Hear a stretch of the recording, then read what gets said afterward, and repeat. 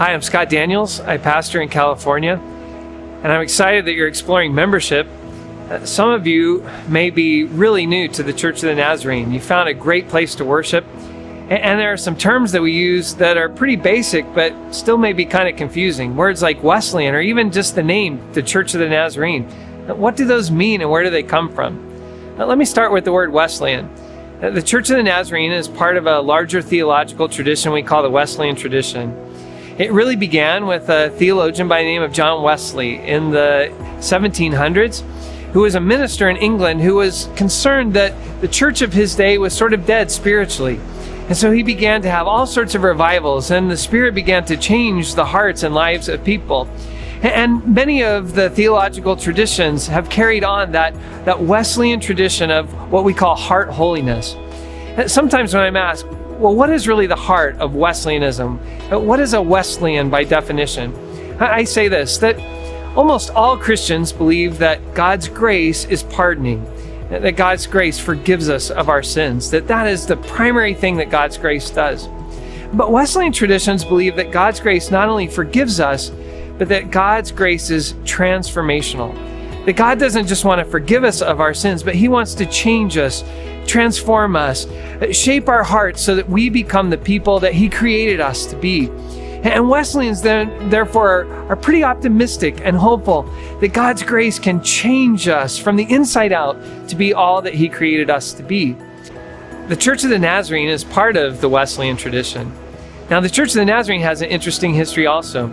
We started not far from here in Los Angeles with a man named Phineas F. Bresee. Dr. Bresee was concerned that the church of his day had stopped really caring about the urban poor in the city of Los Angeles. In particular, those who he found were addicted to various things and were broken in all sorts of ways. And because of this optimism of grace that God could transform their lives, he began to work with them and see the grace of God do some radical things. And so a mission began, and really a church began. Now, I love where the Church of the Nazarene's name comes from. Bresee loved a text in the Gospel of John where we're told that Philip met Jesus. And when Philip meets Jesus, he immediately runs to find his friend Nathanael. And he asks him, hey, you've got to come see Jesus. We're pretty sure he's the Messiah. And Nathanael asks this question, well, where does he come from? And Philip says, I think he comes from Nazareth. And here, I love Nathanael's response.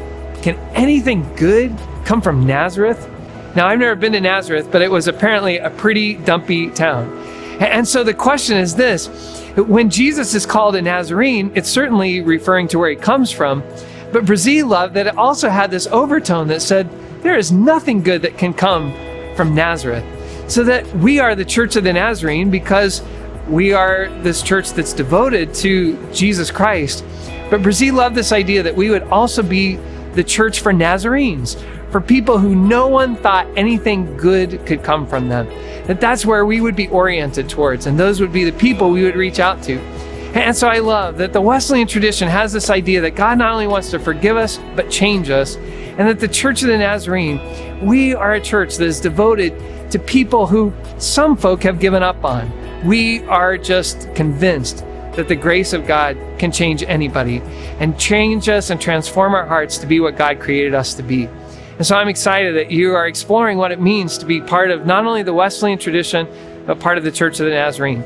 God has given us a great history and a rich hope that He can change the lives of people. May the Lord bless you as you continue to explore membership.